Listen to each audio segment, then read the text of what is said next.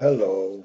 I received an email from my buddy named Shu Soup Shoop Hendu. Okay, your VBA is sucking my mind. I'm getting too irritated these days because of your stupid advanced VBA code. Can you start a playlist for beginners? Oh, what a wonderful comment. I understand you. I really do. Oh, when I try to watch a video about fixing something and people don't explain it, how frustrating it must be. And I'm sorry. So what I'm going to do is make a series of videos. Let's see how far I can get. Now, the first file I'm going to show you, and I'm going to go from the start to not maybe the finished, but more advanced. And I'm going to start by showing you a file. Okay, and here is what happened. Now, if you go to the file on why you want to use some of these advanced programs and actually get there. And it's hard, and I totally understand this comment more than you can believe. Now, when if I go to the project finance section and I'm in the wrong place and I go to circular references, I had a client and they told me, okay, they told me at first, let's make a analysis of this is of course totally disguised. It has nothing to do with what I was actually doing. And I opened the wrong one. And they said, okay, well, we're going to do a BTO. Build, you build, you give it to us, we finance it, and then you operate it. That's BTO in project finance. Please do never get intimidated by such whatever acronyms like WAMBO or whatever. Now, so when we did this, I first said, okay, well, one of the things, if we're going to do the financing, we're going to see how much you need. Now, look at this. I can't do this crappy drawing things properly. That we have a circular reference, okay? And we're going to start with how much capacity some machine kind of can make. And when we work through this capacity, here's the capacity, here's how much we have, here's how many annual capacity, and then how many days we have, and then we see, well, how much do we actually need? And I have some numbers, the relevant kind of numbers, and then we see, well, okay, I get obsessed with storage these days. Sometimes we can store some of the stuff and take it out of storage, and there are a couple of little issues. And then we have the BTO, and now I'm not getting to the point, and I'm going to get to the point, and I'm going to show you that if you have copy and paste and goal seek buttons, they can be a painful kind of a thing. And we're going to take those buttons away and show you how to make a complicated kind of macro that Super Henry he'd be so mad at me if I just started with this one. But I'm starting at the end to show you what you can do. Okay. Now, one of the problems we're always going to have, and this doesn't even have a debt service reserve account in, and I think I'm going to add a debt service reserve account into this one so that we can really, but we'll do that later. And I often make these kind of analyses and put these kind of things here.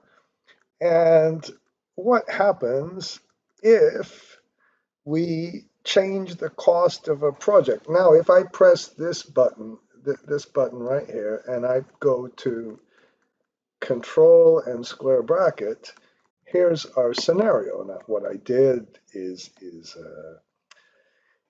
I better do my little thing here, my generic macros, which I'm improving. Oh no, I've got a little thing that comes up here now. Okay, and we and I'm pressing Control and Tab. Okay, those are our inputs, and we have a scenario counter. And if I put right now, if I put scenario one for the base case, okay, and I better be having my formulas going to, they are going to automatic. Oh, we're at the base case, 370. I change it to 370, I got a difference. Now, the classic kind of macro I'm going to take you through is to copy from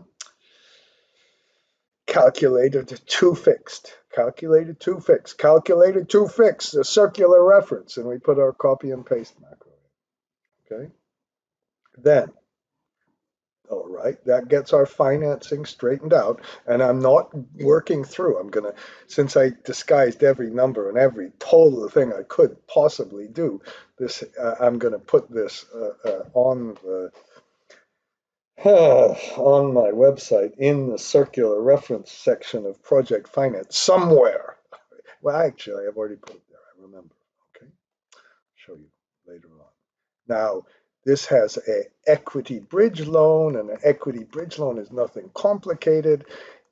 But you do put the interest for the equity bridge loan, and you call that part of the project cost. So if you have a higher project cost, we have higher equity and debt, and if we have higher equity, we borrow more for the equity bridge loan, and if we borrow more, there's more interest, and there's a higher cost, and then there's a higher senior debt. All of those kind of little interesting games. And then we put a capacity charge in.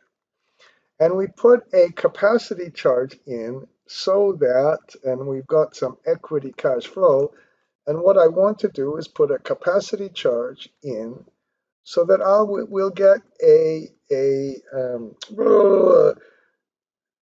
IRR, an equity IRR. And people do this after the equity bridge loan, which is kind of ridiculous, but whatever, especially if you have a parent guarantee, which they're important, parent guarantees, because I have children and I know what parent guarantees are all about.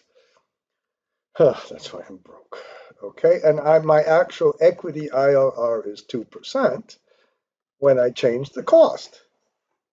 Okay, now when I change the cost, I could do a goal seek, and in my analysis, I said we have a target IRR 5.5%, which I think is reasonable. Well, who knows? Depends on, I guess, these days with inflation risk, how you handle the inflation risk. If we have an inflating capacity charge, we're mitigating the equity effect, the effect of inflation to the equity holders. We're actually aggravating it to the lenders. I had to think about that. Now, you could put a target IRR here and then do a goal seek. That's a horrible way to do it. A much better way to do it is stick this equity, compute the net present value at the equity target return, and then just do a goal seek. And when you do a goal seek, we get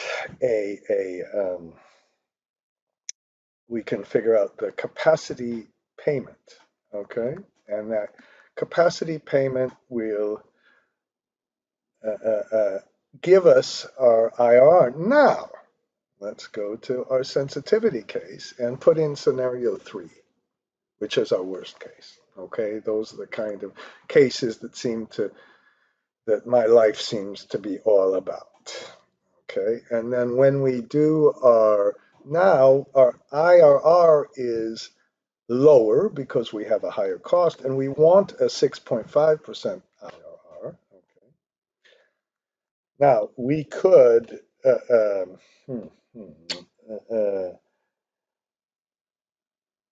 we could compute the goal seek. Okay, very good. That's the first kind of macro. So when I go through these the step by step macros, I'm going to do that. I don't know how far I'll get because I'm not that organized these days, unfortunately. Now, but I changed the cost, so I've got to do my copy and paste macro. When I do my copy and paste macro, we have a different IDC, and I didn't put the equity bridge loan in there, so we don't have any IDC on the equity bridge loan. All right, and then we go down, and now it didn't work anymore, so we have to redo the goal seek. Now imagine you're sending this little thing to people who want to bid on some kind of BTO, build, transfer, operate. And they have to fill in their costs and blah, blah, blah. And I've got some forms to do that, yes. And they have to press all these buttons. And my client said, what are you talking about? We can't do that. And another thing we cannot do is one of the wonderful things that you maybe want to do with this sort of scenario analysis. I hope my sound is on and I don't have to begin again. You can make a little data table. Now this data table right now, we've got a fixed capacity charge. Let's get our capacity payment. This came from our macro that I'm going to show you how to do.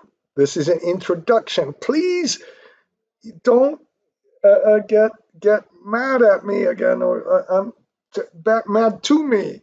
Please don't get mad to me about this, because you are my buddy, okay? And then you take this thing and you go to data and you go to what if analysis and you go to then data table, and some people love the data table, some hate it. I've got a love-hate relationship with us. We're going to put our scenario code number in, and the stupid thing, of course, doesn't work, because how in the heck would the data table know, which is a nice kind of tool, because we're going to show it to you in just a minute.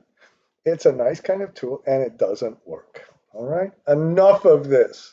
Now, this is where we're going to, I can't remember the name, Sue Pen, oh, I'm so sorry, I don't have your name right. Okay, now we've got the example with no buttons. No buttons at all. No button up here, no button up here. And this time we go through the demand and see how much capacity we need and put our variable on our fixed operating expenses in. And now we've got a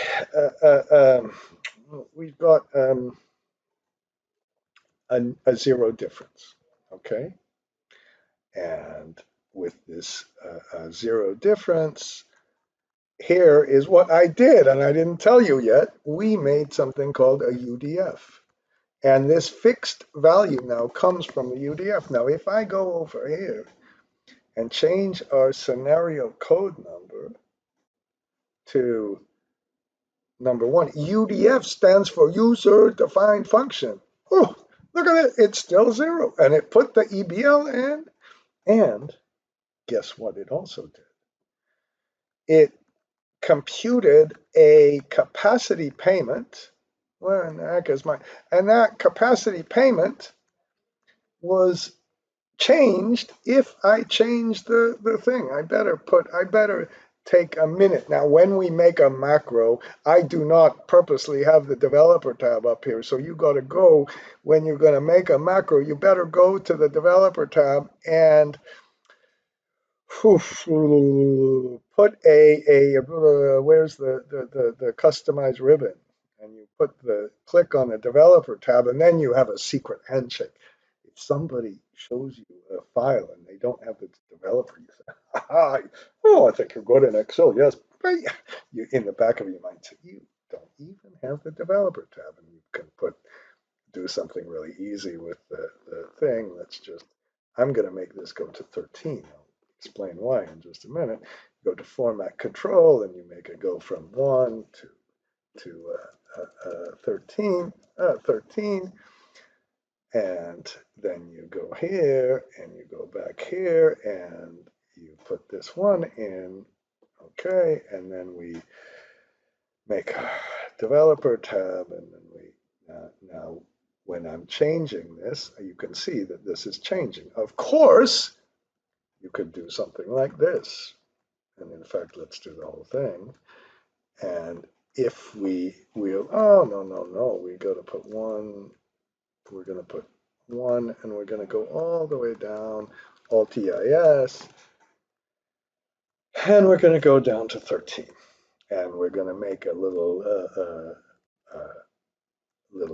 select the area a little bit, and we'll go to the Home tab, and we'll go to conditional formatting. It's so boring right now. We'll click on this one and click on this one and make it equal to this one, and it has to be at the top left, and you press F4 so it just keeps on the D but not the 8, and you go to format and you say let's pick a nice little color. This one's good enough, and then you press OK, and then you can see which case we've chosen. Okay, all right, so we're on the worst case now and on the best case, and then if you want to go to your model, you could just put an equal sign and go to your sensitivity and take the, oops, I shouldn't have put it on 4. Well, I'll explain that in a minute, okay, because I just messed everything up.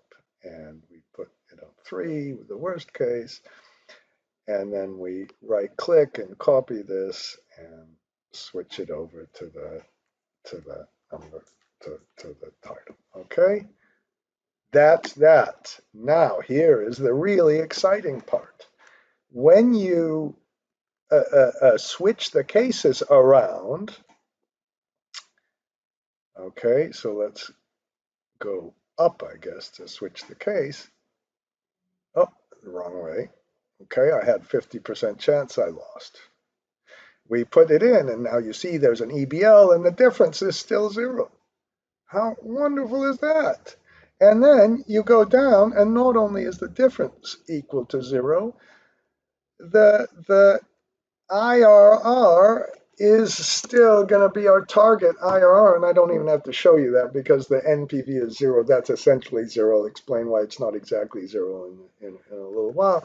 And the way you do both of these is you have something called a user-defined function, a complicated piece of crap that's going to drive you crazy when you try to make a goal seek that's totally automated, and when you try to make a little UDF that's automated. Now, I understand the frustration because I've done things wrong so many times. It's the only competitive advantage I have in my life, that I am very old and I've made every mistake, and I've made it again and again and again until I go crazy, until I finally, oof, oh, I'm gonna not get a heart attack right now, till I don't make it again.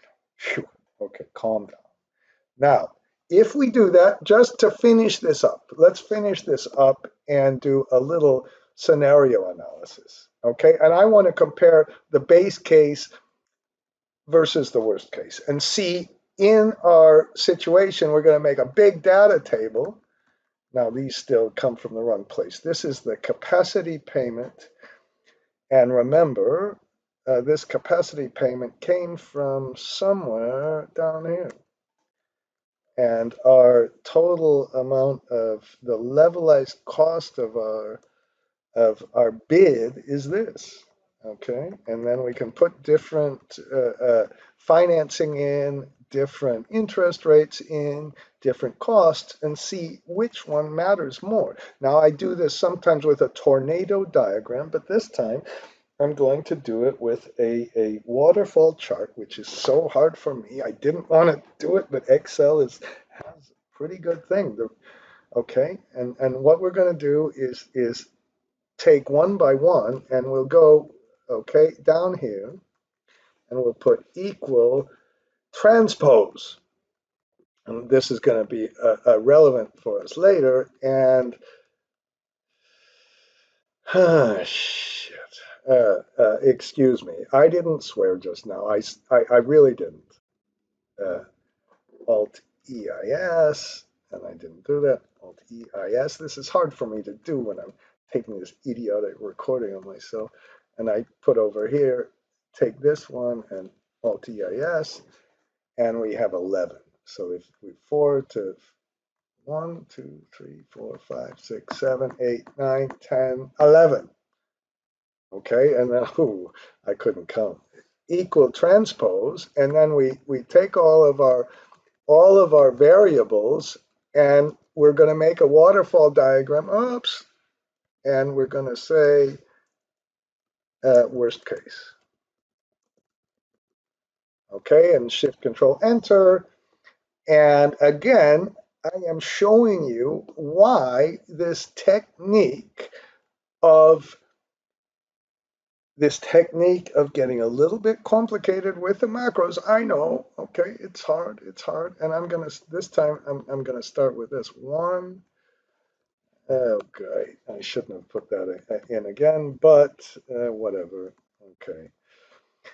Now, we're going to say, we're going to take the base case. So we're going to say if this, I got to think about this, if this number up here with an equal sign, you idiot, if this number is greater than or equal to this number over here, F4, of course, to there, and this one I have to put the F4 here, then we're going to take the worst case, which is right here. Otherwise, we'll take the base case. Excuse me for the conditional formatting, and then I'm going to press Control R and all the way down, Control D, and then let's take and Control C and press Alt EST. Okay, and how about getting rid of the stupid old conditional formatting for now? Okay, manage rules. Let's come on, delete this rule. Okay. All right, good. Deleted it all. Okay, so now we have all these ones, and now you can maybe see why if we press number 4, I've got to pause. Okay, so now what I did was, this is what I was supposed to, and I'm having trouble explaining it because I can't even do it. I just put a little if statement, and I said, well, if the one over on the left, the one at the top, is less than the one over the left or equal to, then take the worst case. Otherwise, take the base case. And what you can see is this was the worst case for the cost, and then they're all the cost. And in the next one, this is the worst case for the construction period, and then they're all it. So this one only has the cost worst case. This one is cumulating, okay? That's all it is, and I made a little conditional formatting, and you can look at this. I might have to replace the thing on the website. Okay, and then now because we have that UDF, what we can do is make a little data table, and this one has to be up here, Alt EIS. Okay, and well, I don't know what happened with the formatting, and I don't care. And this one, what the heck? This one is not supposed to be here. Anyway, this is up here related to this scenario number. And what we can do over, it's going to be maybe a little too small for you, but if I can, now when I'm changing the scenario number, it's changing the capacity payment and the levelized cost every time. I hope it is. And I might have one thing that's not so good, and I don't really care. And so now I can make this data table, and when I make this data table, and put the column width as the scenario number over there. Okay, and then I better press Shift F9 or something to get the thing to work. And ooh, we've got a num for the best case, which we'd have to check, but I don't care. I'm looking at the worst case, and I've got to pause it for a second. Okay, so now I fixed things. Don't worry, I had a little problem with my levelized cost formula, the real rate.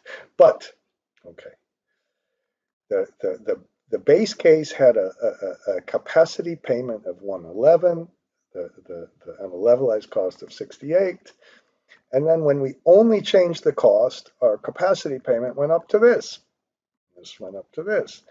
And our worst case was 184, and we gradually got to the worst case one by one by one by one.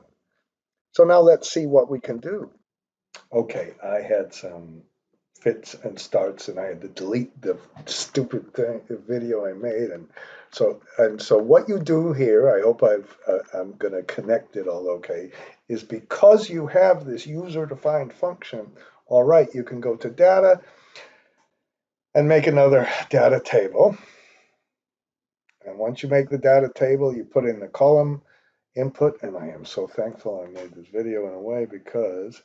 And then let's go to and redo the formula. Now, if you leave it on automatic, it's going to kind of mess things up and it's going to take a long time. So what we have in this data table, when it comes back, is we have a different capacity charge with different costs and different other things. A couple of these things make no difference, like the fixed O&M cost and other things make no difference on this, but they make a difference on the total levelized cost. And the EBL interest made no difference because I didn't put it in. So I'm going to put a 50% EBL in, and then redo this. So we have a little bit of an effect of this. I hope this is going to work. Okay, and then we have our different, we have a little data table done. Again, this video, I guess, was supposed to be originally about making a VBA, and I haven't even shown you the VBA. Now, when you do this, okay, once you do this, first get the base case, and then go down and get the cost for the worst case, and get all of these things. And at the very bottom, after you've got all the rest of them, put the worst case in. And hopefully you can see that this worst case column as 814, and that's the same as this one because all the inputs gradually became the same. And then let's do a little graph of the total levelized cost. So we'll start with our base case, which is this one. Then we'll compare the construction cost case with the base case. And because of our cost going up, this went up. And then it's a little bit confusing because after that we have this case where we change the production and we have to gradually just get the incremental costs. And then we put all of those things in. Okay. Uh-oh. And then we go to the very last case. And the last case is this 814. Okay. And just a moment. Okay, I admit I had a little bit of wrong stuff here. But if you add up all these incremental changes, that's 177. If you take this number versus the bottom number, that better be the 177 too. So all we have done with this painful thing I did was just uh, uh, uh, deleted them all. Now, oh shoot, I've got way too big a change in the inflation and the fixed cost, so I'm going to have to fudge it one more time. Stupid thing. I am going to get through this. So once I changed the assumptions here in inflation and other things, and then we select the area with those incremental changes in the start and the end, and just press F11. And you've got the crazy things, but don't worry, go to the chart design. Okay, and after you go to the chart design, press change the chart type and get a waterfall chart. And press OK. Oops, oh, I didn't do it. And I'm going to stop turning things on and off. Okay, and then it looks all crazy. And then you take this last one, and the incremental changes are too small, but well, I'm going to leave them anyway. Oh, shoot. Okay. Okay. I was rudely interrupted by a phone call. Not, I love it when you call, by the way, but not. Now change the chart type and go to a, not a histogram, a waterfall chart. Press OK. Now, when you do that, it doesn't really look good because the things are way too big or whatever. The changes are too small compared to the base. But you have to click on this one, and you then come on, click on it here, set as total, just on that data point, so you can see kind of how it changes. Then let's go to the whatever. Let's put 650 in. It's very, for me, I hate it. I hate doing that. And let's just put some data labels in there, and we can see which is which has got kind of the big impacts and which has got the little impacts and whatever. Uh, uh, base versus worst. Okay, and now the only reason we can do any of that, the only reason we can do any of that, is because of these uh, uh, the only reason we can do I'm gonna get some words out of here. The only reason we can do any of this is the third time I've said the same stupid sentence, is that we have a UDF for the interest during construction. And please don't be too mad at me. Please don't be too mad at. And we have a UDF for computing the capacity charge. This UDF, and we can go to the developer and look at these. And here's my objective. It's going to take a little while. When you do this UDF, now I totally understand what a pain this is. And this is the UDF for the goal seek. Let's look at the UDF uh, uh, uh, uh, for the copy paste macro, or for the funding. It takes a few lines of code. It takes some redimensioning of variables, and it takes understanding where to put the stupid outputs. Okay, that is a pain. That is a pain. There is pain in doing this. But I have tried it now, and this time when I did it, it only took me like 10 mistakes. Okay, it still takes a mistake, and I'm going to address that. Then this is the UDF for the goal seek, and I've been saying that I'm going to do this for a while. And what you do is you go around and around, and you try again and again, and recompute the net present value and go until the net present value is greater than 0. And then you try with a smaller increment, and you can get your whole goal seek to work automatically. So they're okay. There's a little bit of code. Okay, and it's painful, and you can get really, really mad at me.